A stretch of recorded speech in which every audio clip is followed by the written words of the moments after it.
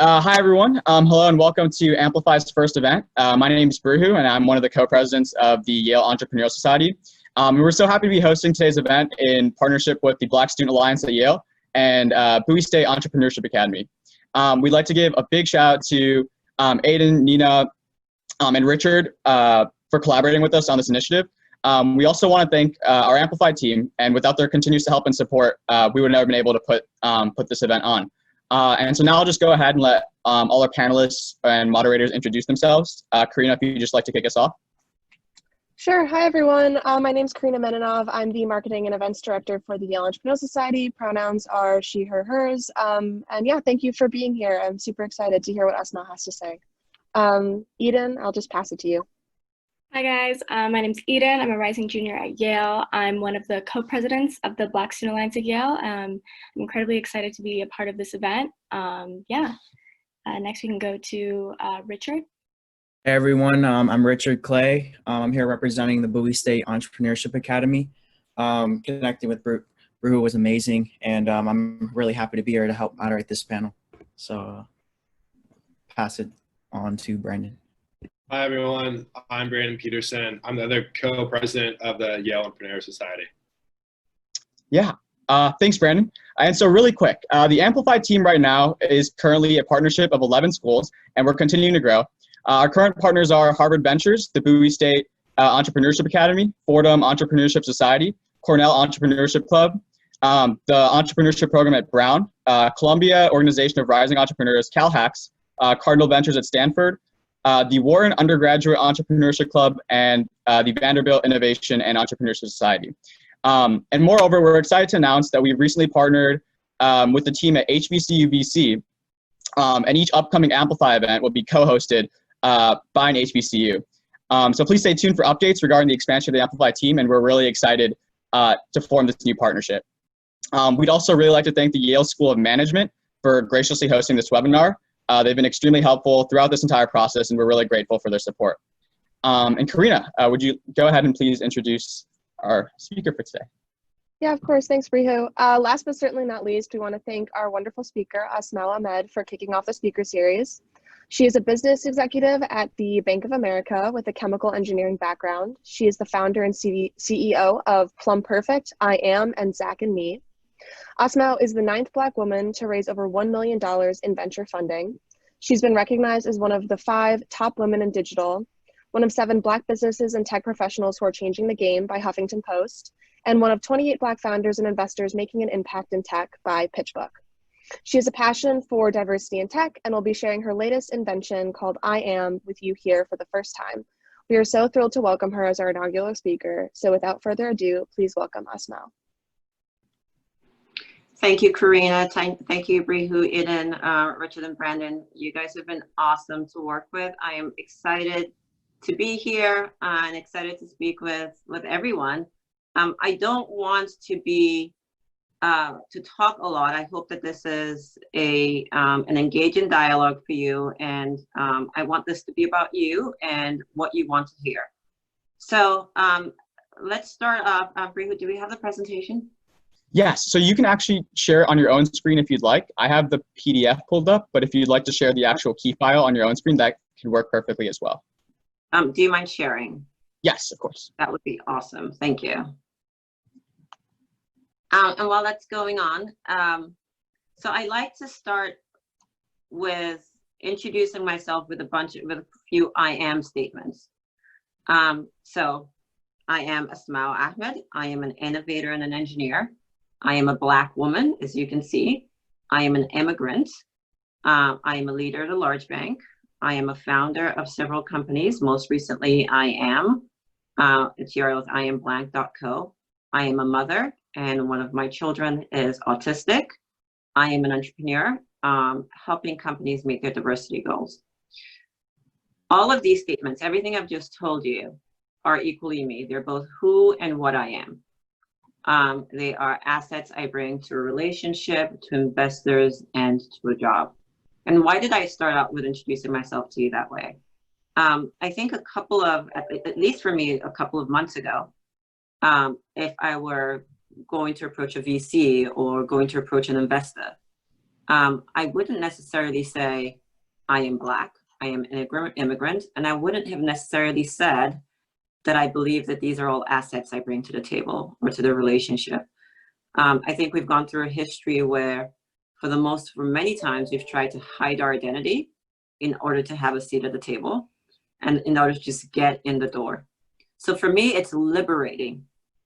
As twisted as it may sound, just what's going on currently in our country, it's liberating to be able to say all of this, knowing and believing that it is true, that my diversity and my diverse thoughts, whenever I am interacting with a VC, when I am founding a company, when I am building a technology, my being as a woman, as a Black woman, as an innovator, as an engineer, they are all at par with each other, and they're all equally valued at the table.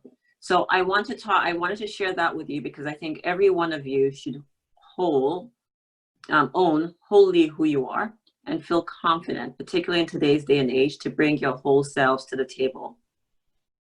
Whenever you are out there seeking a job, whenever you're out there seeking a relationship or an investment, I hope that you can start with representing exactly who you are, okay? So I thought I would approach this a couple of ways. And one way, I approach it this way. I want to share with you a number of stories from my startup journey, right? And I was sharing this with the moderators today that if I were to write a book, it would be titled On the Other Side of Founder, because I believe that there is the side that everybody sees, and then there is the reality of what really happens behind the doors, right? Behind closed doors. So this first story, and you can read it on your own, is around the time I got my first term sheet. So, and this was for Plum Perfect. So Plum Perfect is a technology that uses photos to extract visual information, and we use that as the basis for personalized recommendations, either e-commerce or advertising. So we've worked with Target, we've worked with Iman, we've worked with HSN, Cover Effect. We're mostly used in the beauty industry, but it was built to work in different verticals. So the technology had been built. I had patents on the technology. I had about 10,000 users at that point, and I was barely making any money. And I needed to raise money to go scale. So I went out, I approached investors, and I got 2 term sheets, right, for Series A funding. And with those term sheets, on the surface, they mostly looked the same. Lesson learned, they weren't the same. And I can share more about what that means to you on subsequent slides. But when I got my term sheets, I felt lucky, I felt grateful, I felt indebted to my investors that I did not negotiate any of the terms. I just took what they gave me. And why did I do that? I think as founders in general, regardless of your race or gender, it's hard to raise money. As a Black woman founder, it is harder to raise money. As long as I sit at the intersection of racial bias and gender bias, and as long as the VC world is not immune to the ills of society, I think Black women, will always be or have historically been at the bottom of the totem pole. I'm hoping that that is changing and that will change. So as a Black woman, I definitely felt that this was my one shot at getting this right, and getting an investment. That if I negotiated at all, I may lose it. And so I took it. I took my original offer. So my advice to you is that you should value yourself. Investors, yes, they have the option to invest in you or not to invest in you, and they chose you. While you should be grateful, that's the human thing to do. Don't let that sense of gratefulness kind of overtake common sense business decisions, right? Look at the term sheet, look at the terms, make sure that your voice is heard at the table. And don't think of this as a business deal, right? Don't think of this as charity. This is a business deal like anybody else. And you don't have to say yes all the time. And if you lose that investor for whatever reason, then they weren't the right ones for you to begin with. Okay. If we can move on, please.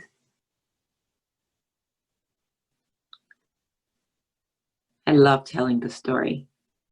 So this is, so the headline there reads, "Babe, I'll have to trade in your ring, your engagement ring, for a cheaper one if you don't have a kid within the 1-year anniversary of our marriage." This one's interesting. So I signed the term sheet, and this term sheet had something called a clawback. And the clawback essentially says, founder, if you don't achieve X milestones by Y timeframe, we'll adjust the valuation of your company and take a larger share of your company, right? And when I signed this term sheet, I was so naive that, and this is not common, okay? So this isn't a common clause that most people find. And I had my lawyer review it, and he said, you shouldn't sign this. But I was thinking, where am I ever going to get these investors to invest in me ever again? You know, what are they asking me to do? They're asking me to meet XYZ revenues within 1 year. Absolutely, I'll do it, right? Just sign it. But what I was missing was the undercurrent of what that meant, right? And so I started thinking, and you know, when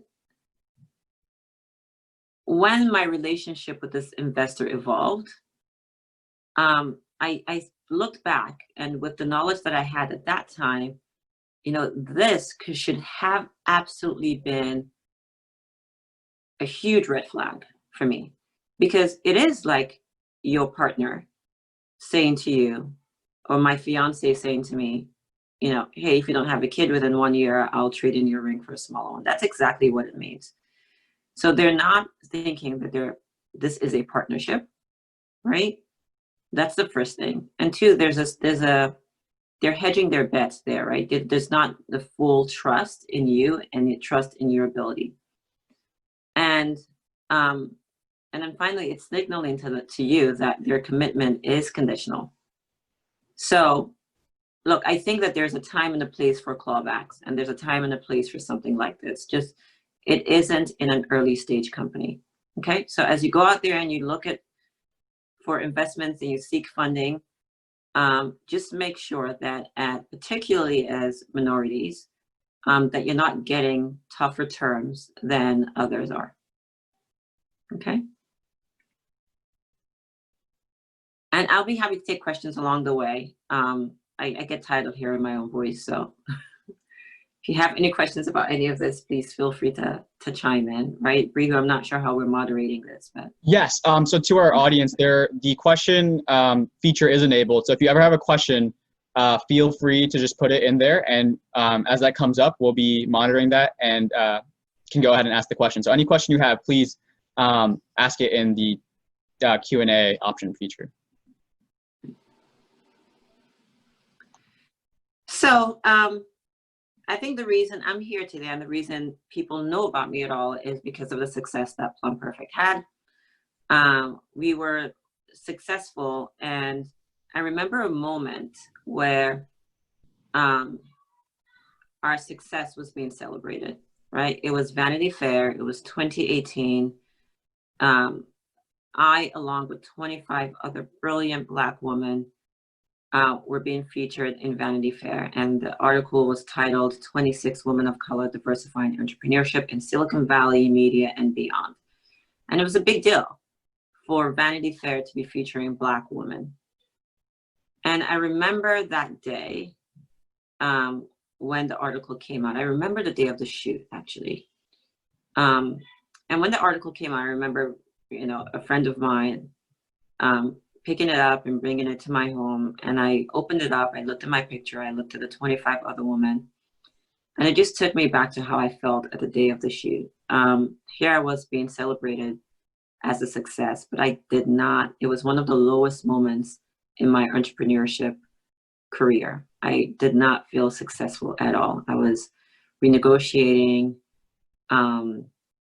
with the board of my company, I was trying to raise more funding that I wasn't able to raise, and we couldn't figure out why. But I remember just looking at the other 25 faces and just wondering what their story was. It was a beautiful picture and a beautiful spread and a very positive story. And I thought it was great. I think, you know, we all did not fit the stereotype of the aggressive Black woman. We were very much, I think most of us were introverted, behind the scenes. But the one thing that struck me was this expectation of success, right? There were two definitions. There was success for everybody else, and then there was Black success, and which was somehow at a lower tier than success in general. And personally, that was not what I didn't strive for Black success. I wanted success, period, right? So here I was being celebrated for my success, but it really wasn't that. It was Black success. And my hope is that, you know, with your generation, with just more awareness, that they become one and the same. We can move on. Yeah, we had a question come up. Yes, please. From the audience. So a little bit about your chemical engineering degree. How has that contributed to your success? How has that influenced the way you think? And maybe even trying to expand on that, how can we leverage education to kind of talk more broadly about these topics? Absolutely. So my chemical engineering degree helps in so many ways. You know, I'll share with you, I received an email today from a top VC firm that is saying, hey, do you want to be a partner at our firm? You have a strong technical background, you have a chemical engineering degree, you have a strong management background from Deloitte, you know, and then you have experience running a company, Plum Perfect. I have no desire to leave my current job, but sorry, just got a call in. It always comes in useful, right? And the reason it is useful is that analytical mindset and thinking that you build, right? It's not necessarily exactly what you learn, but it's how you learn, right? That it's applicable to anything you do. So for me, it was just figuring out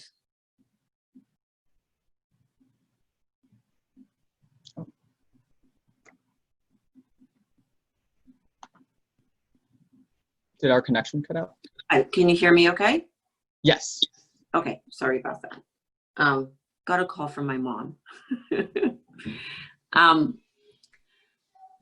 So it's not necessarily what I learned in school, it's how I learned it. Also, I'll share this with you. One of the biggest lessons I've learned is that while you're in school, build your network, right? It's your classmates, the people you're sitting with today, learning with today, that get to know you. You know, like, you're not going to have this experience again, right? Where you are in an environment where you are in these close quarters, you spend every day together, you get to know each other, your personalities, your strengths, your weaknesses. These are the people that will open doors for you in the future. So aside from what you're learning in school, just remember to also expand your network of the people that you're connecting with. Comes in very, very helpful.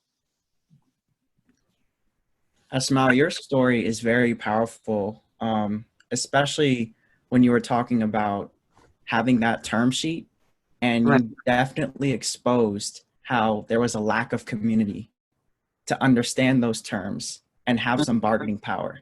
And I go to a HBCU, I don't go to an Ivy League school. And so we have HBCU VC right now. That's the Ivy League to us HBCUs, because now we have a community of venture capitalists and people that can help us understand, okay, you don't have to do it like this. You can, you have some leverage here. You have enough traction where you can, you know, we'll go around and say, no, we want to come back with this. Because right now, I'm an intern right now at Intel Capital, right? And I'm seeing firsthand Yo, these entrepreneurs, they are literally having a bunch of term sheets in front of them right now. And they're telling Intel Capital, oh, sorry, GV just give us a term sheet. Unless you can turn around by Monday, we're taking that deal. And, it's like, wait a second, but as Black and brown founders, we don't even conceptualize that. We're like, wait a second, wait, I'm just happy to even get a term sheet. Hold our horses. So, we have to really, really lean on each other in these unprecedented times. Yeah. And, I really resonate with what you're saying. And I just wanted to share. Thank you, Richard, for sharing that. You are absolutely right. I am friends with Hadia, who's the founder of HBCV, of the VC. She's a fan of you. She's a big fan of you. She wanted to tell me shout out to you. She's like your biggest fan. She's great. And we recognize the issue, right? And in a subsequent slide, I share that Black women raise $36,000 on average. And that statistic is old, right? Compared to 1.3 million, right? Raised by anyone else. So people can fail multiple times before we even get to the starting line, right? And so the disparity is clear. That's not being disputed. The data is clear. And I'll put in a plug here for IAM, because this experience, my journey is exactly why I founded IAM. I believe ultimately that people invest in people they know. When a VC is investing in a company, they're investing in the team. Everybody knows that, and the idea to a certain extent, but mostly the team, because your business is going to change. It's going to pivot, right? But then you're not, right? And so I wasn't sitting, and most VCs are white male today. I went to an Ivy League, I went to UVA, I went to Columbia, but still coming out of those schools, most of my inner circle were Black female. Most of my inner circle were immigrants. Most of my inner circle right now are like autism moms. It's based on our interest and based on our identity, right? I did not have a lot of white males in my inner circle. And so as a result, I wasn't naturally meeting them. And that concept just applies to everything in life. It's the reason that there is underrepresentation in corporate America, because, again, people are hiring people they know. It's the reason that investors are not investing enough in underrepresented communities, because people are investing in people they know, right? So what IAM does is that we built a diversity meter that intentionally gets you to interact with people that are different from you, right? So and I'm going to talk to Hadia about this and see how many HBCUs we can reach out to, but I would love for every one of us to register on there, everybody of every race, gender, and the whole goal is, once you register, I'd like to challenge everybody, just thought about this, I'd love to challenge everybody to connect with 10, let's choose a number, 10 people that are different from you, right? And when you go on there, you're able to, you show up fully as yourself, right? You tell us, for me, it's a bunch of I am statements, like how I started introducing myself to you. I am Black, I am female, I am Muslim, I am an immigrant. And we have hundreds of those options. You identify who you are with the deliberate and with the intention of connecting with people that are different from you, right? And our diversity meter guides you in doing that. I really believe that is a critical measure that we have to take in getting to equity, right? Because we can talk about everything we want to talk about within the Black community, but until we engage people outside of the Black community, we will not accelerate change. And we may not even get there, right? So thank you, Richard, for bringing that up. We have a question from Grayson. Shout out to another HBCU, Clark Atlanta University. I don't know about being the best HBCU, but that's besides the point. So she wants to know, how do you demand your wants without being perceived as a stereotype? And as a Black woman, she feels as if the moment she sticks up for herself, it's the moment she's not taken seriously. So how do you navigate that, you know, in your shoes, being a wise leader? It's tough. Because there is a narrative that comes along with being a Black woman. And I struggle with that. A friend of mine was sharing with me recently a study from Harvard University that proves that people make an informed decision about you within 30 seconds. And even after they get to know you for a year, you know, that initial 30 seconds of what they thought about you persists. And I'm very aware that the narrative that people have in their heads about Black women isn't necessarily a positive one. So to the young Black woman that asked that question, I'm assuming you're young, I'm assuming you're in school still. I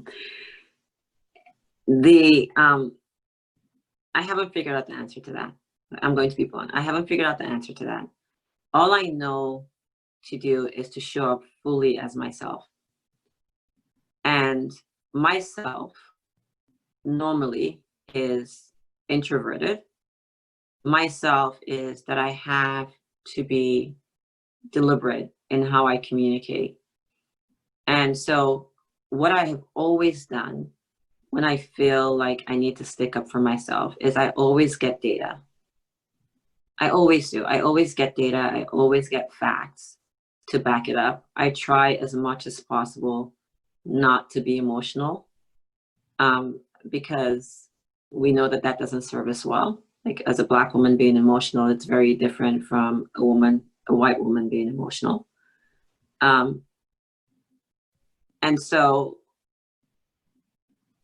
my advice to you would be, until we're able to get to a point where there is, and I think we're quickly getting there, but until we're able to get to the point where there is just basic human, right? And not necessarily race and gender, and not this negative stereotypes of being a Black woman, I would just say that my approach of substantiating my asks with data, and having allies.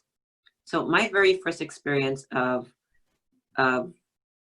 bias was in college, when it was an organic chemistry class, and I love organic chemistry. So I was tutoring a bunch of my friends, and we turned in an assignment and they got higher grades than I did. How'd that happen? So we compared our work, and one of my friends was a white woman, Amela. And Amela would go with me to the professors, and this happened more than once with the professors, and we would compare my work and my grades would get adjusted. And even then, in my naive mind, I did not think that was racism.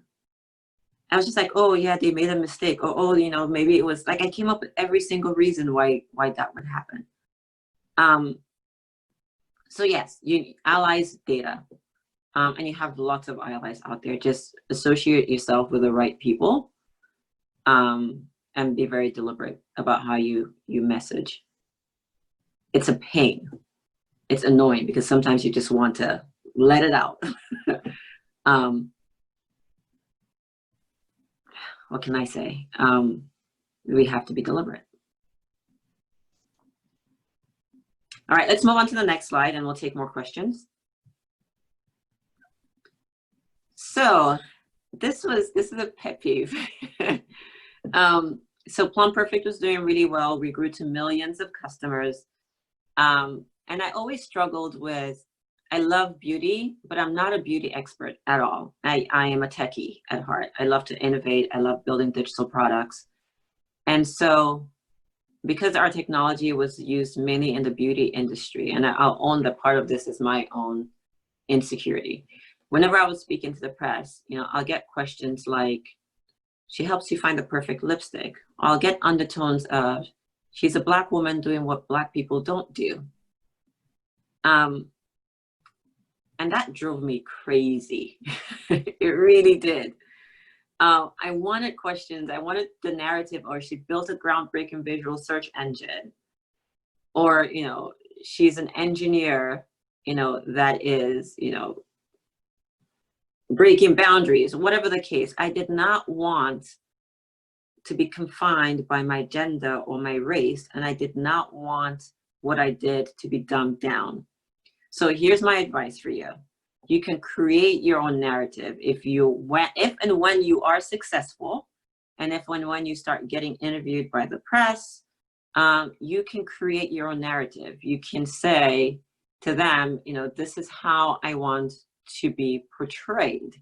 You can choose not to take interviews, because it took me a long time, and I'm still doing this, of disengaging from, you know, this narrative of, oh, she's a beauty expert, which I am not, right? It was a struggle putting on my makeup for you guys today, which I am not, to,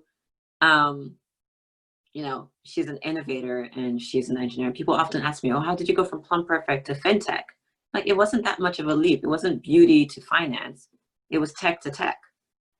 So yeah, so this is one area that I thought I'd share with you. If we can go on to the next one. Okay. This was a project taken on by a good friend that ran Digital Undivided called Project Diane. I did not know when this was coming out, and I did not know that I was one of a few women to have raised, Black women to have raised over $1 million. On this, it says I was anywhere from the 7th to the 9th woman, and I don't remember which one, and frankly, it doesn't matter. But this quote by my friend Dee Poku and Marie Claire says it all, and I'll just read it out to you. About 2 years ago, my friend Asmau Ahmed spoke on a panel alongside 2 other successful female tech founders about building their brands. And I can share with you who they are. They were the founder of Rent the Runway, the founder of The Knot, and the founder of Maven, which is a healthcare company. And at the end, I asked Asmau how it went.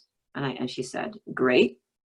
Then she paused and added, I've been positioned in the public sphere as the epitome of what success looks like for a Black female founder, when in reality, these 2 other women, both Caucasian, have raised 20 times the amount I've raised in a similar period with similar business models.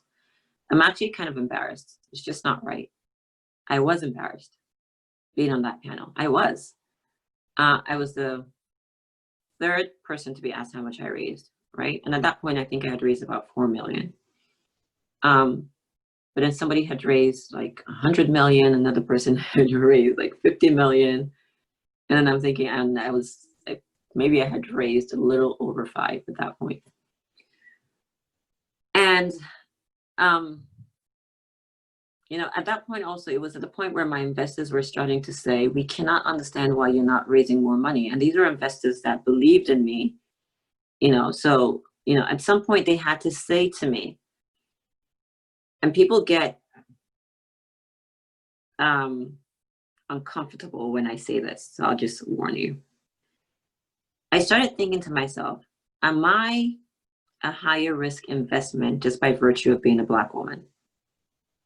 Because to my initial investors, right, they believed in me, they invested in me, but their money was now potentially at risk because people weren't investing in me as quickly as they were investing in my white female founders, my Black male founders, and definitely not nearly as much as, you know, my white male colleagues, founder colleagues, whatever we choose to call them. And it was a time of true reflection for me. But the opportunity here, the silver lining is that, you know, as an entrepreneur, you have to be hyper-focused. And then knowing that you're not going to know where that next dollar is going to come from, potentially, you sharpen up your skills of just doing what really matters when it matters. And Black female businesses are very successful, but then just imagine what we would be able to do if we had, you know, the funding that we deserved to have. And so I think there's a lot more work that needs to be done here. I think we need more Black VCs and more Black investors. But beyond that, I think we need more allies and people just being aware of the reality. Again, I like to say, I don't think anyone's being racist, right? I think people just invest in people they know and we're just not in their purview. Okay. Asma, we have a few questions coming in through the Q&A. Yes. But there is a really good question. It's kind of like a double-edged sword, but let's see how you swing this one. So this one's was talking about, hey, while today more light is put on historically underrepresented people, how do we be tactful to say thanks for the acknowledgement, but also push the point that I can throw well, not I throw well for a girl? So how do you push that point? And then also, how do you not let other individuals who find themselves overrepresented feel excluded or discriminated against because they are an example of a white male? So it's a reverse. So it's it's a very, loaded question, but I guess, yeah. Yeah. Look, I think it's doable, right? I think just investing in me as a human being and not seeing my race and my gender as a reason not to invest in me is the right thing to do. It's not charity, right? So, I'm part of this group of Black women founders, and it's just an email list. And one of the largest VC firms recently came up with, after this, where our country is after George Floyd and Ahmaud Arbery and Breonna Taylor and all of the uproar that created. And then, the snowball effects of, just the spotlight on inequity across the board, in corporate America, in the VC world, in the medical field, in the education, and everywhere, right?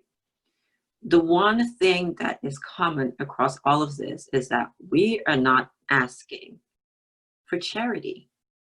We're not asking for payback. We're asking for equity that is earned and deserved, right? So to whomever asked that question, that you say, how do you say thanks as a human being? You say thanks as a human being like everybody else does. And that's it. That's where it ends, right? And then I also understand that in creating space for us, right, other people that are overrepresented may feel that they are, you said discriminated against. I do not agree with that. That just, that grates at me. It's not being discriminated against. It is doing the right thing. So there is this picture I saw recently. I don't know, it's been going around on social media, where it's in 1948. There's a gentleman called George. I don't remember his last name. I think it was in the University of Alabama. And he was sitting, he was a brilliant Black man. He was allowed to go to the school, but he had to sit in the corner of the classroom. And all his white, and they were mostly male colleagues, were in the main classroom. And for the most part, he was ignored until he demonstrated over and over again that he deserved a place there because he was asking intelligent questions. He was doing his work. He was at the top of his class when it came to his grades. And so the professors started looking to him. But what occurred to me when I saw that picture was, what would it take for one of those white men to pull up their chairs and go sit next to George and say, this is wrong. I am going to sit right by him and support him. And if you're going to engage me, you have to look in this direction and engage him as well. That's exactly the attitude that I think the larger population needs to take. They need to create space for injustice to be corrected. They need to create space for inequity to be corrected, right? It's the same issues we're dealing with in corporate America at top ranks. I'm a senior Black leader, one of a few, right? And there aren't a lot of us. And then we're also guilty. Look, I'm going to say this. We're also guilty of kind of being comfortable being the only one. I remember once I was at an AWS panel and a young lady stood up and said to me, I understand the need for equity. It was the boldest question I ever got, but how do I take advantage of being the only one? It gets lonely being the only one. And you wouldn't get very far being the only one. So I hope I answered that question correctly. You say thank you just the way another human being says thank you. You own your space. You own the value you bring to the table. And once you portray that, people take a second look. They will then appreciate you for the worth that you bring to the table. And once they get to know you, they stop seeing you as a Black woman. They just see you as you, right? And so that's very important. Go in there, say thank you, be nice, but own your position, right? Own the value that you bring to the table. And quite frankly, don't care about anybody else that thinks they're being discriminated against because they're creating space for you. I really don't pay that any attention.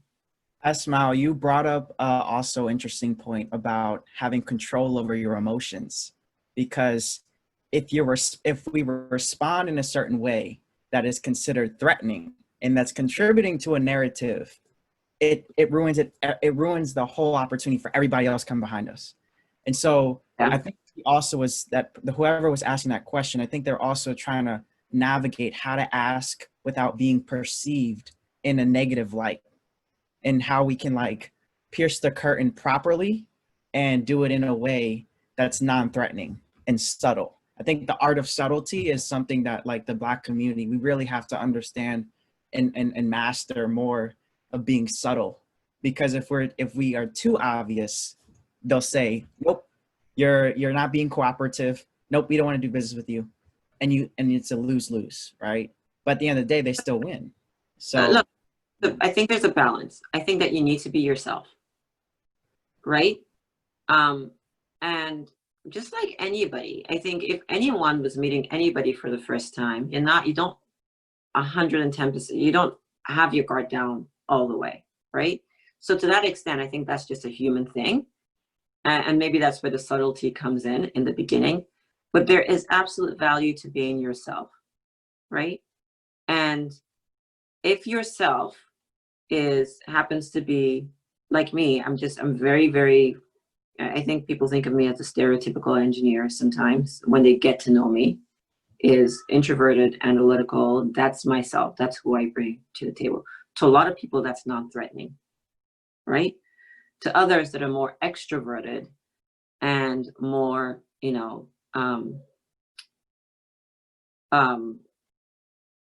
assertive, right? And it's just part of their personality. I'm in my sister's house right now. She just had a baby, so I'm here helping her take care of house seat and house sit. So, she's that way, right? She's just more in your face. And to a lot of people, that may be threatening. So in the beginning, maybe she has to pare that back, but eventually you can't go through life pretending, right?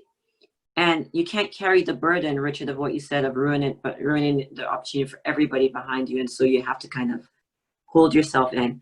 A colleague of mine recently at work said, to our white teammates, she said, I often feel like I have to make you feel comfortable. So I have to pare back who I am because I have to make you feel comfortable, right? And now there's no other time in history like this time where you can openly have that discussion. So while I don't have all the answers, I do think it's a balance, right? Of subtlety, but also being yourself. I got another question. Very Sure. on the swing. D. Reynolds asked about the topic of Black success versus blackballed.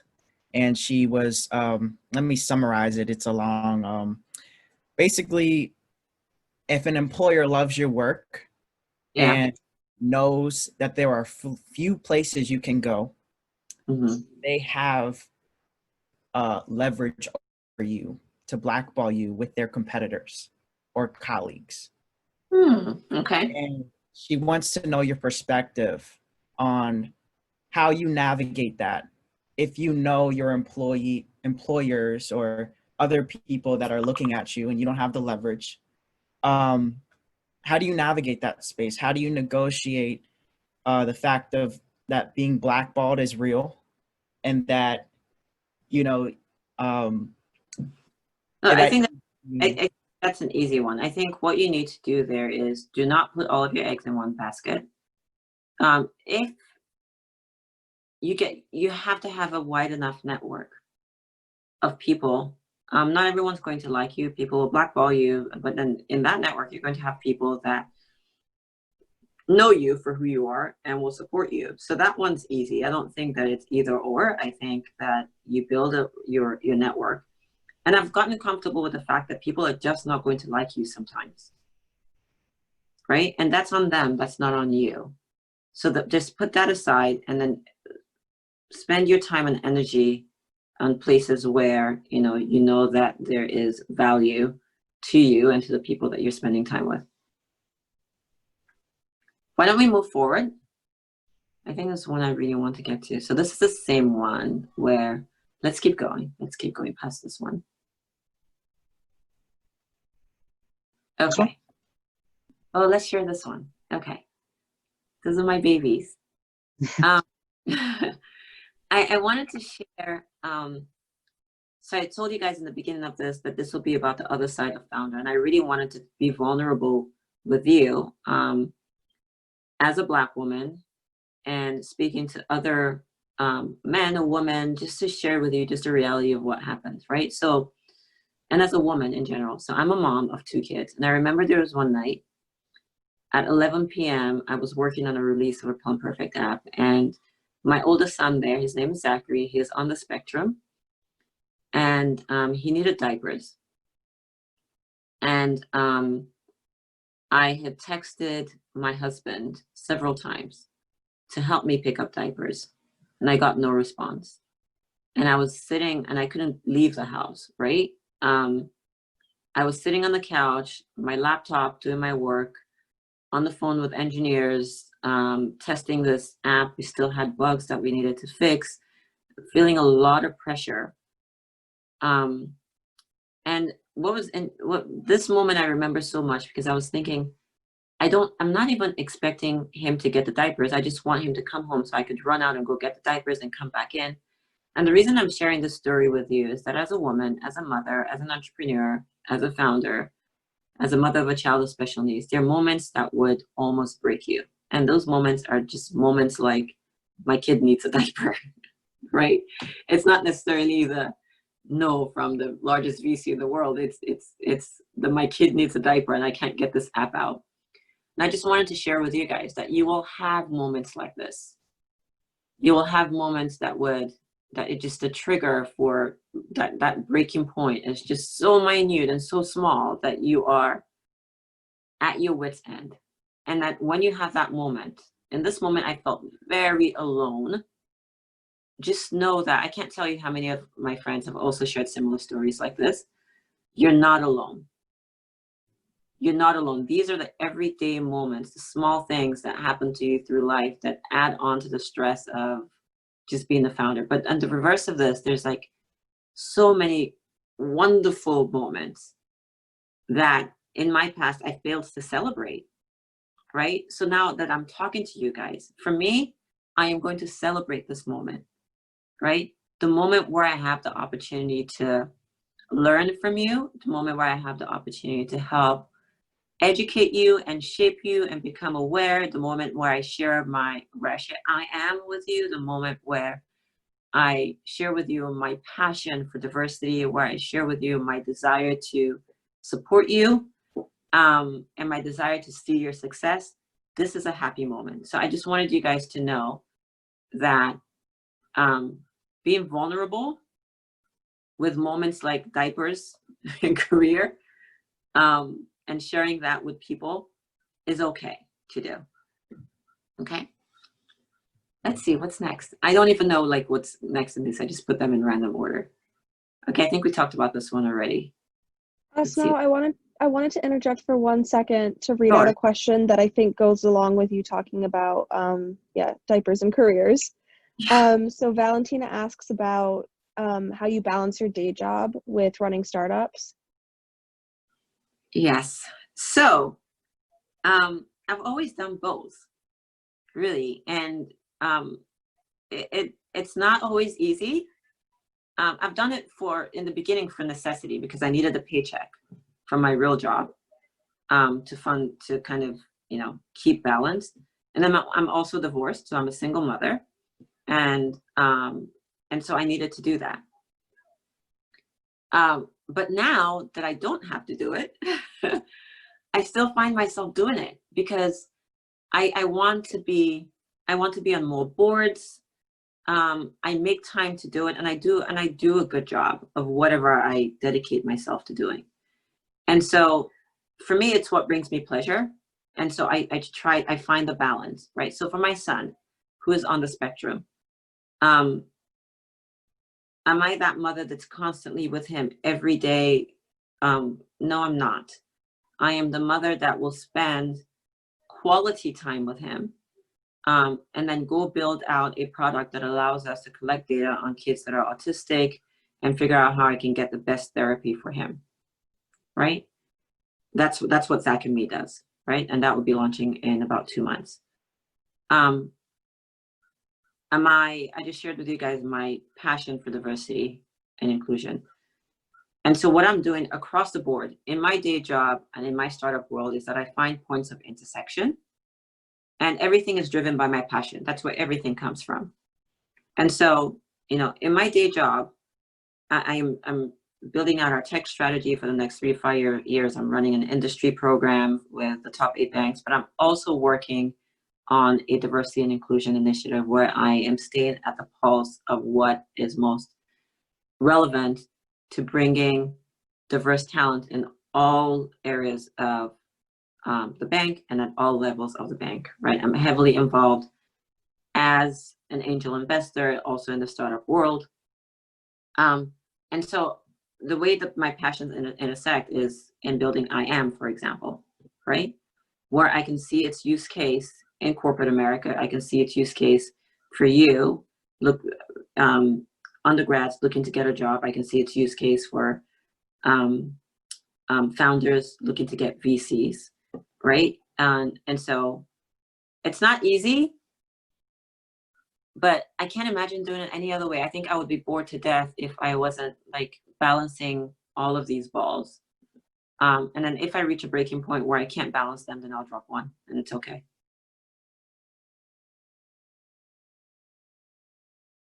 So let's get to the last slide because I want to share that. I know that we're almost at the top of the hour. There's hope slide. Prihu, let's go further. This hope slide. Sorry, this was for extra if we had more time and we don't. Okay, that one. Yeah.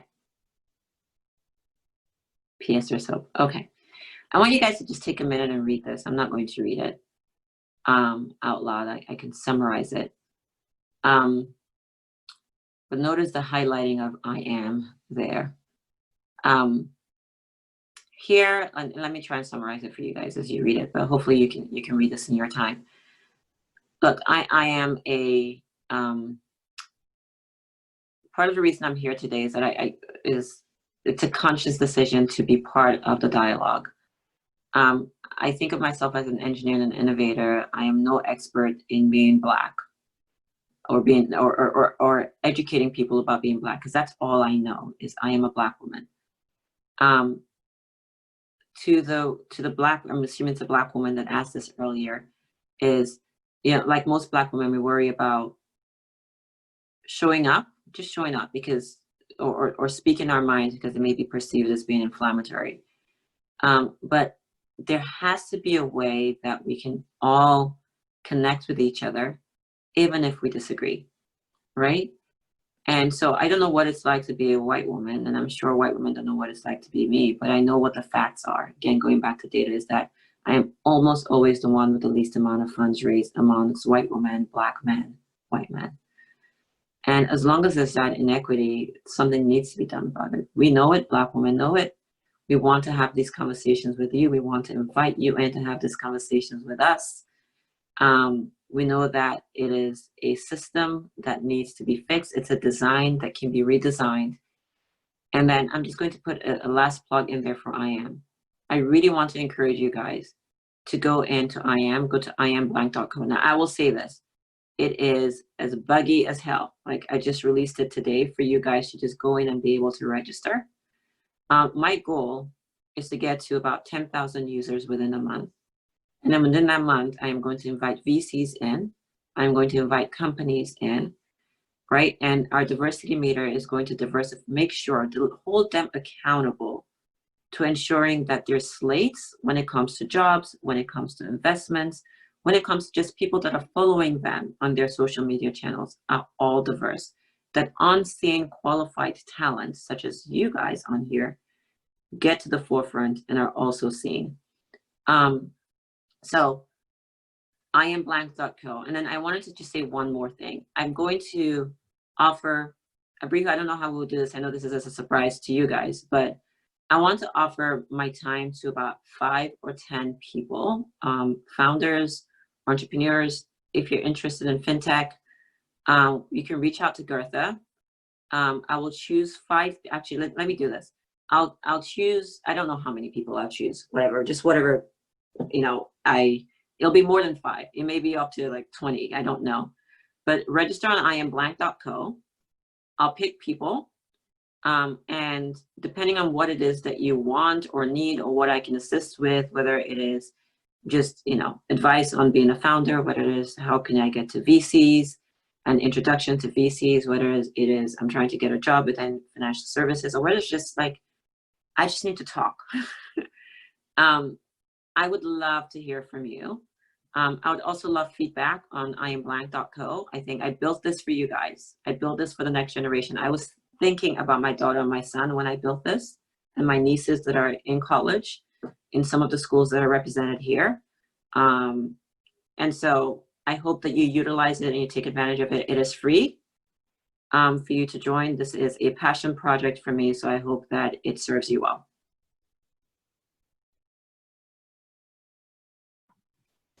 Awesome. We'll make sure to send that out in our newsletter, and make sure everyone knows about iamblank Co. And we'll be sure to send that out to everyone. Okay, just keep in mind that it is still a work in progress. So, you know, things like the messaging, you'll get bugs, but just register and we'll fix it. And in about 2 to 3 weeks, we should be able to, you know, get on there and interact very smoothly. So that's our hope. But just go on there now and register. Awesome. That was very moving, Asmau. I'm sure all of the students that really benefit from this the most really took this session to heart.